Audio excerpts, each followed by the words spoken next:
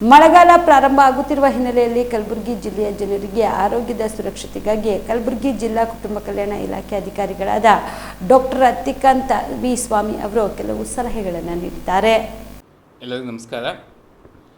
ಈಗಾಗಲೇ ನಾವು ಒಂದು ಹೀಟ್ ವೇವ್ ದಿಂದ ತಪ್ಪಿಸ್ಕೊಂಡು ಮೇ ತಿಂಗಳಲ್ಲಿ ಎಂಟರ್ ಆಗಿದ್ವಿ.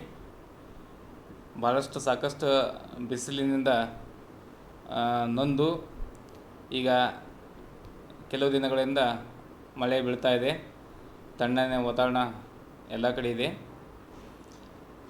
ಬೇಸಿಗೆ ಕಾಲದಲ್ಲಿ ಬಿಸಿಲಿನ ಹೀಟ್ ವೇವ್ ಇಲ್ನೆಸಸ್ಗಳು ಭಾಳಷ್ಟು ಕಂಡು ಬಂದಿದ್ದು, ಆಮೇಲೆ ಅದು ಮುಗಿತಪ್ಪ ಅನ್ನಷ್ಟೇ ಮಳೆಗಾಲ ಬಂದು ಈಗ ಮಳೆಗಾಲ ಈಗಾಗಲೇ ಪ್ರಾರಂಭವಾಗುತ್ತಾ ಇದೆ.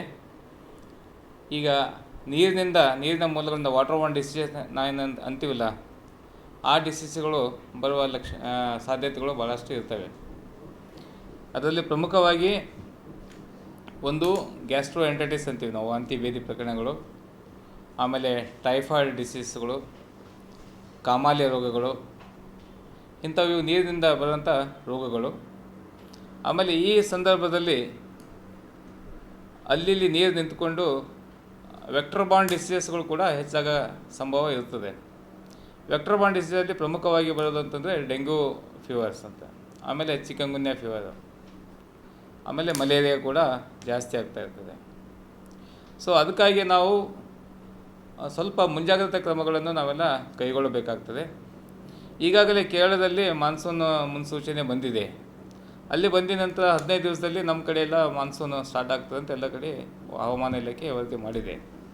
ಸೊ ಆದ್ದರಿಂದ ನಾವು ಈಗಾಗಲೇ ಎಚ್ಚೆತ್ತುಕೊಂಡು ನಮ್ಮ ಪರಿಸರವನ್ನು ಚೆನ್ನಾಗಿ ಇಟ್ಕೋಬೇಕು. ಒಂದು ಪ್ರಮುಖವಾಗಿ ಪರಿಸರದಲ್ಲಿ ಅಂತಂದರೆ ನಾವು ಮನೆ ಮೇಲೆಲ್ಲ ಏನು ರೈನ್ ವಾಟರ್ ಪೈಪ್ಸ್ಗಳು ಇರ್ತಾವಲ್ಲ, ಆ ರೈನ್ ವಾಟರ್ ಪೈಪ್ಸ್ಗಳೆಲ್ಲ ಕ್ಲಾಗ್ಸ್ ಆಗ್ತಾ ಇರ್ತವೆ, ಎಲ್ಲ ಬ್ಲಾಕ್ ಆಗಿರ್ತವೆ. ಅವೆಲ್ಲ ಕ್ಲೀನ್ ಮಾಡ್ಕೊಂಡು ಇಟ್ಕೋಬೇಕು. ಆಮೇಲೆ ಮನೆ ಸುತ್ತಮುತ್ತ ಎಲ್ಲ ಈ ತೆಂಗಿನ ಚಿಪ್ ಇರ್ಬೋದು, ಟೈರ್ಸ್ ಇರ್ಬೋದು, ಅಥವಾ ಸಣ್ಣ ಮಡಿಕೆಗಳು ಇರ್ಬೋದು, ಅವೆಲ್ಲ ಅದರಲ್ಲಿ ಸ್ವಲ್ಪ ನೀರು ನಿಂತುಕೊಂಡು ಅಲ್ಲಿ ಸೊಳ್ಳೆಗಳ ಸಾಧ್ಯತೆ ಹೆಚ್ಚಿಗಾಗಿ ಸೊಳ್ಳೆಗಳು ಬ್ರೀಡಿಂಗ್ ಸೈಟ್ಸ್ಗಳು ಆಗ್ತವೆ. ಈ ಸೋರ್ಸ್ಗಳನ್ನು ನಾವೆಲ್ಲ ತೆಗೆದು ಬಿಡಬೇಕು. ಈ ಇನ್ನು ಮಳೆಗಾಲ ಬರೋಕ್ಕಿಂತ ಮುಂಚೆನೇ ನಾವು ಇವೆಲ್ಲ ತೆಗೆದು ಬಿಡಬೇಕು. ಒಂದು ನಮ್ಮ ಸುತ್ತಮುತ್ತಲಿನ ಪರಿಸರ ಕೂಡ ನಾವು ಚೆನ್ನಾಗಿ ನೀಟಾಗಿ ಇಟ್ಕೋಬೇಕು. ಆಮೇಲೆ ನಾವು ವಾಟರ್ ಪೈಪ್ಸ್ಗಳು ಇರ್ತವೆ, ಡ್ರೈನೇಜ್ ಇರ್ತವೆ, ಅವೆಲ್ಲ ಕ್ಲೀನ್ ಮಾಡಿಕೊಂಡು ಸರಿಯಾಗಿ ವಾಟರ್ ಪೈಪ್ಲೈನ್ಸ್ಗಳಲ್ಲಿ ಲೀಕೇಜ್ ಲೀಕೇಜ್ ಇರ್ತವೆ, ಲೀಕೇಜ್ಗಳನ್ನು ಸರಿಪಡಿಸ್ಕೊಂಡು ನಾವೆಲ್ಲ ಸನ್ನದ್ಧ ಆಗಿರಬೇಕಾಗ್ತದೆ. ಈಗ ಮಳೆಗಾಲ ಬರ್ತದೆ ಅಂದರೆ ನಾವು ಅದಕ್ಕೆ ಸ್ವಾಗತ ಮಾಡೋಕ್ಕೆ ನಾವು ಇದು ಎಲ್ಲ ಕೆಲಸಗಳನ್ನು ಮಾಡ್ಕೊಂಡು ಇಟ್ಕೋಬೇಕಾಗ್ತದೆ. ಇವೆಲ್ಲ ನಾವು ಕರೆಕ್ಟಾಗಿ ಇವಾಗಲೇ ಮಾಡ್ಕೊಂಡು ಇಟ್ಕೊಂಡಿದ್ರೆ ನಮ್ಮ ವಾಟರ್ ಬಾರ್ನ್ ಡಿಸೀಸನ್ನು ಬರೋದು ಕಡಿಮೆ ಆಗಿರ್ತದೆ, ಮತ್ತು ಈ ವೆಕ್ಟರ್ ಬಾರ್ನ್ ಡಿಸೀಸ್ಗಳು ಆಗುವ ಸಾಧ್ಯತೆಗಳು ಕೂಡ ಕಡಿಮೆ ಆಗಿರ್ತದೆ. ಅದಕ್ಕಾಗಿ ಎಲ್ಲ ಸಾರ್ವಜನಿಕರಲ್ಲಿ ತಮ್ಮಲ್ಲಿ ವಿನಂತಿ ಮಾಡ್ಕೋದು ಏನಂತಂದರೆ, ಡೆಂಗ್ಯೂ ನಿಮಗೆಲ್ಲ ಗೊತ್ತಿದೆ, ಭಾಳಷ್ಟು ಸೀರಿಯಸ್ ಕಂಡೀಷನ್ಸ್ಗಳಾಗ್ತದೆ ಡೆಂಗ್ಯೂಲಿಂದ. ಡೆಂಗ್ಯೂ ಫೀವರ್ ಇರ್ತದೆ, ಡೆಂಗ್ಯೂ ಹೆಮರೇಜಿಕ್ ಫೀವರ್ ಅಂತ ಆಗ್ತದೆ, ಡೆಂಗ್ಯೂ ಶಾಕ್ ಸಿಂಡ್ರೋಮ್ ಅಂತ ಆಗ್ತದೆ. ಡೆಂಗ್ಯೂಗಳಲ್ಲಿ ಕೂಡ 4 ವಿಧಗಳಿವೆ. ಸೊ ಆ ಡೆಂಗ್ಯೂ ಬಂದ ತಕ್ಷಣ ತಾವು ಸಮೀಪದ ವೈದ್ಯರನ್ನು ಕಾಣಿಸ್ಬೇಕು. ಜ್ವರ, ಸಾಕಷ್ಟು ವಿಪರೀತ ಜ್ವರ ಇರ್ತದೆ, ಹೆಡ್ಏಕ್ ಇರ್ತದೆ, ಸಮ್ಟೈಮ್ಸ್ ವಾಂತಿ ಕೂಡ ಆಗುತ್ತದೆ, ಬಾಡಿ ಏಕ್ ಭಾಳಷ್ಟು ಆಗ್ತದೆ. ಆಮೇಲೆ ರೆಟ್ರೋ ಆರ್ಬಿಟಲ್ ಪೇನ್ ಅಂತೀವಿ, ಕಣ್ಣಿನ ಹಿಂದುಗಡೆ ಪೇನ್ ಆಗ್ತಾ ಇರ್ತದೆ. ಆಮೇಲೆ ಮೈ ಮೇಲೆಲ್ಲ ಸ್ವಲ್ಪ ಕೆಂಪು ಅಂದಂಗೆ ಅನ್ನಿಸ್ತದೆ, ಮೈಯೆಲ್ಲ ಕೆಂಪಾದಂಗೆ ಅನ್ನಿಸ್ತದೆ. ಸಮ್ಟೈಮ್ಸ್ ರ್ಯಾಸಸ್ನು ಕೂಡ ಬೀಳ್ತವೆ, ಮೈ ಮೇಲೆಲ್ಲ ಕೆಂಪು ರ್ಯಾಸಸ್ಗಳೆಲ್ಲ ಬೀಳ್ತವೆ. ಇಂಥವೆಲ್ಲ ಕಂಡು ಬಂದಂತಂದರೆ ಡೆಂಗ್ಯೂ ಲಕ್ಷಣಗಳು ಇರ್ಬೋದು ಅಂತೇಳಿ ಶಂಕಿಸಿ ತಾವು ಸಮೀಪದ ವೈದ್ಯರನ್ನು ಕಾಣಿಕೊಂಡು ಅವ್ರ ಹತ್ರ ಚಿಕಿತ್ಸೆ ತೊಗೋಬೇಕು. ಅವರ ಸಲಹೆ ಸೂಚನೆಗಳನ್ನು ತಾವು ಪಾಲಿಸಬೇಕಂತ ಕೇಳ್ತೀನಿ.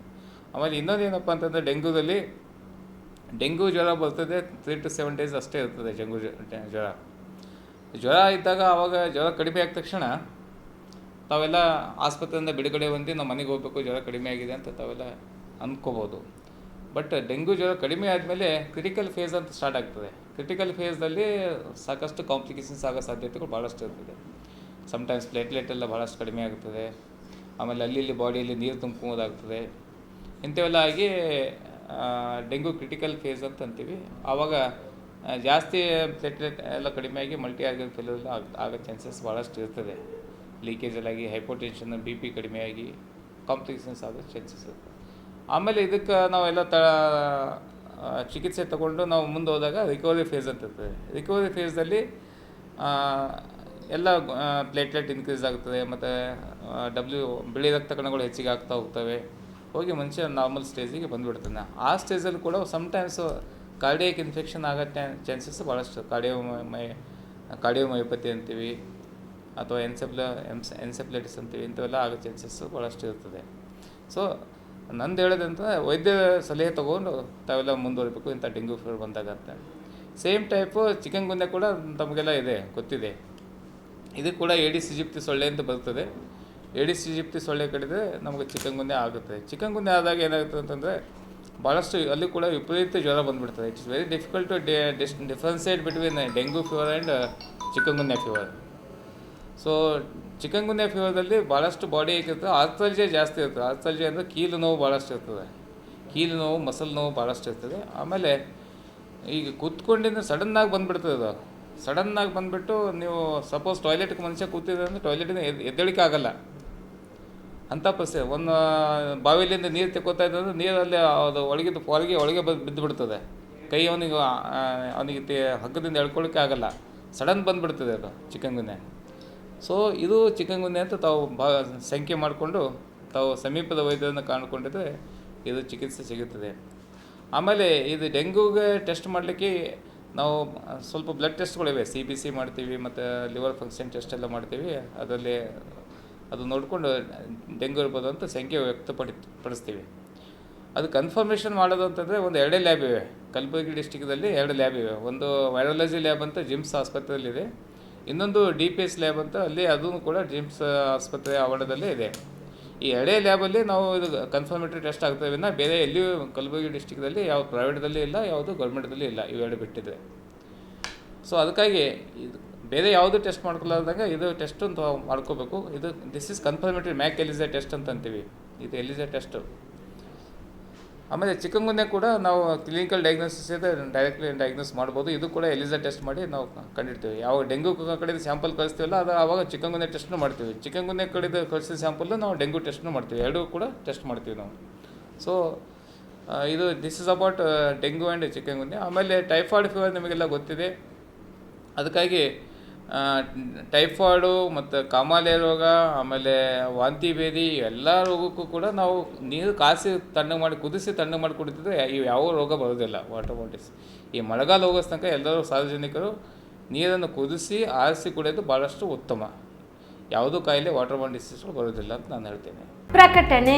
ಜಿಲ್ಲಾ ಆರೋಗ್ಯ ಮತ್ತು ಕುಟುಂಬ ಕಲ್ಯಾಣ ಅಧಿಕಾರಿಗಳು, ಕಲಬುರಗಿ ಜಿಲ್ಲಾ ರೋಗವಾಹಕ ಆಶ್ರಿತ ರೋಗಗಳ ನಿಯಂತ್ರಣಾಧಿಕಾರಿಗಳು, ಕಲಬುರಗಿ. ಡೆಂಗು ಜ್ವರ ನಿಯಂತ್ರಣ ಎಲ್ಲರ ಜವಾಬ್ದಾರಿ. ಎಲ್ಲರೂ ತಿಳಿದಿರಬೇಕಾದ ಮೂಲ ಮಾಹಿತಿ. ಡೆಂಗ್ಯೂ ಜ್ವರ ಎಂದರೇನು? ಡೆಂಗು ಜ್ವರ ವೈರಸ್ನಿಂದ ಉಂಟಾಗುವ ಕಾಯಿಲೆ. ಇದು ಸೋಂಕು ಹೊಂದಿದ ಈಡೆಸ್ ಈಜಿಪ್ಟಿ ಸೊಳ್ಳೆಯ ಕಚ್ಚುವಿಕೆಯಿಂದ ಒಬ್ಬರಿಂದ ಒಬ್ಬರಿಗೆ ಹರಡುತ್ತದೆ. ಈ ಸೊಳ್ಳೆಗಳು ಸಾಮಾನ್ಯವಾಗಿ ಸ್ವಚ್ಛ ನೀರಿನಲ್ಲಿ ಸಂತಾನ ಅಭಿವೃದ್ಧಿ ಮಾಡುತ್ತವೆ ಹಾಗೂ ಹಗಲು ಹೊತ್ತಿನಲ್ಲಿ ಮನುಷ್ಯರನ್ನು ಕಚ್ಚುತ್ತವೆ. ಈ ರೋಗದ ಮುಖ್ಯ ಲಕ್ಷಣಗಳು ಯಾವುವು?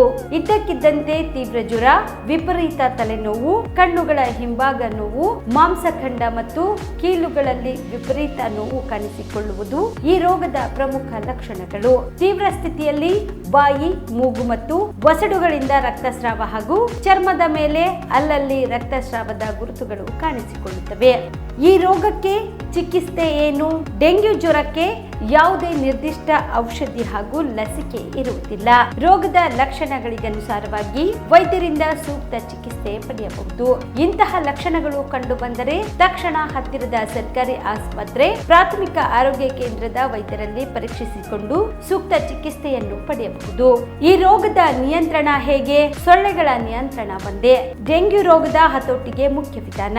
ಈ ಸೊಳ್ಳೆಗಳು ನೀರನ್ನು ಸೇಕರಿಸಿಡುವ ಸಿಮೆಂಟ್ ತೊಟ್ಟಿ, ಕಲ್ಲು ಚಪ್ಪಡಿಯಿಂದ ನಿರ್ಮಿಸಿದ ತೊಟ್ಟಿ, ಡ್ರಮ್, ಬ್ಯಾರೆಲ್, ಮಣ್ಣಿನಿಂದ ಮಡಿಕೆ ಉಪಯೋಗಿಸಿದ ಒರಳು, ಕಲ್ಲು ಮುಂತಾದ ಕಡೆಗಳಲ್ಲಿ ಶೇಖರಣೆಯಾಗುವ ನೀರಿನಲ್ಲಿ ಉತ್ಪತ್ತಿ ಆಗುವುದರಿಂದ ಈ ರೀತಿ ನೀರು ನಿಲ್ಲದಂತೆ ಎಚ್ಚರಿಕೆ ವಹಿಸಬೇಕು. ಮುಂಜಾಗ್ರತಾ ಕ್ರಮ: ಎಲ್ಲ ನೀರಿನ ತೊಟ್ಟಿ, ಡ್ರಮ್, ಬ್ಯಾರೆಲ್, ಏರ್ ಕೂಲರ್ ಇತ್ಯಾದಿಗಳನ್ನು ವಾರಕ್ಕೊಮ್ಮೆ ಖಾಲಿ ಮಾಡಿ ಒಣಗಿಸಿ ಭರ್ತಿ ಮಾಡಿಕೊಳ್ಳುವುದು. ಮಾಡುವುದು, ನೀರು ಖಾಲಿ ಮಾಡಲು ಸಾಧ್ಯವಿಲ್ಲದ ತೊಟ್ಟಿ ಮುಂತಾದವುಗಳನ್ನು ಸೊಳ್ಳೆಗಳು ಒಳಗೆ ನುಸುಳದಂತೆ ಸರಿಯಾಗಿ ಮುಚ್ಚಳದಿಂದ ಮುಚ್ಚುವುದು, ಬಯಲಿನಲ್ಲಿರುವ ತ್ಯಾಜ್ಯ ವಸ್ತುಗಳಾದ ಟಯರು, ಎಳೆನೀರಿನ ಚಿಪ್ಪು, ಒಡೆದ ಬಾಟಲ್ ಮುಂತಾದವುಗಳಲ್ಲಿ ಮಳೆ ನೀರು ಸಂಗ್ರಹವಾಗದಂತೆ ಎಚ್ಚರಿಕೆ ವಹಿಸುವುದು ಅಥವಾ ಸೂಕ್ತ ವಿಲೇವಾರಿ ಮಾಡುವುದು, ಸಂರಕ್ಷಣಾ ವಿಧಾನಗಳಾದ ಸೊಳ್ಳೆ ನಿರೋಧಕಗಳನ್ನು ಹಾಗೂ ಸೊಳ್ಳೆ ಪರದೆಯನ್ನು ಬಳಸಿ ಸೊಳ್ಳೆಗಳು ಕಚ್ಚದಂತೆ ಎಚ್ಚರಿಕೆ ವಹಿಸುವುದು. ಗಮನಿಸಿ, ಡೆಂಗ್ಯೂ ರೋಗ ಬಂದಾಗ ರಕ್ತದಲ್ಲಿರುವ ಪ್ಲೇಟ್ಲೆಟ್ಸ್ಗಳು ಕೊರತೆಯಾಗುತ್ತವೆ ಎಂಬ ವದಂತಿ ಜನಸಾಮಾನ್ಯರಲ್ಲಿ ಹರಡಿದೆ. ಆದರೆ ಪ್ಲೇಟ್ಲೆಟ್ಸ್ ಕಡಿಮೆ ಆದ ರೋಗಿಗಳಿಂದ ವೈದ್ಯರು ನೀಡುವ ಐವಿ ದ್ರಾವಣದಿಂದ ತಕ್ಷಣ ಪ್ಲೇಟ್ಲೆಟ್ಸ್ಗಳ ಪ್ರಮಾಣ ಹೆಚ್ಚಾಗಿ ರೋಗಿಯು ಚೇತರಿಸಿಕೊಳ್ಳುತ್ತಾನೆ. ರಾಜ್ಯದ 171 ಪರವಾನಗಿ ಪಡೆದ ರಕ್ತ ನಿಧಿಗಳಲ್ಲಿ 30 ರಕ್ತ ನಿಧಿಗಳಿಗೆ ರಕ್ತದ ಕಣಗಳು ಬೇರ್ಪಡಿಸಲು ಅನುಮತಿ ನೀಡಲಾಗಿದ್ದು, ಯಾವುದೇ ಡೆಂಗ್ಯೂ ರೋಗಿಯು ಉಲ್ಬಣದ ಸ್ಥಿತಿ ತಲುಪಿದ್ರೆ ಪ್ಲೇಟ್ಲೆಟ್ಸ್ಗಳು ಲಭ್ಯವಾಗುವಂತೆ ವ್ಯವಸ್ಥೆ ಮಾಡಲಾಗಿದೆ. ರೋಗ ಗಂಭೀರ ಸ್ಥಿತಿಯಲ್ಲಿರುವ ಪ್ರಕರಣಗಳ ಸಮರ್ಪಕ ನಿರ್ವಹಣೆಗಾಗಿ ರಾಜ್ಯ ಮಟ್ಟದ ಆಸ್ಪತ್ರೆ, ವೈದ್ಯಕೀಯ ಕಾಲೇಜುಗಳು, ಜಿಲ್ಲಾ ಆಸ್ಪತ್ರೆ ಹಾಗೂ ಆಯ್ದ ತಾಲೂಕು ಆಸ್ಪತ್ರೆಗಳಲ್ಲಿ ತೀವ್ರ ನಿಗಾ ಘಟಕಗಳ ಸೇವೆ ಲಭ್ಯವಿದೆ. ಹೆಚ್ಚಿನ ಮಾಹಿತಿಗಾಗಿ ಸ್ಥಳೀಯರು ಆರೋಗ್ಯ ಸಹಾಯಕರನ್ನು ಭೇಟಿ ಮಾಡಿ.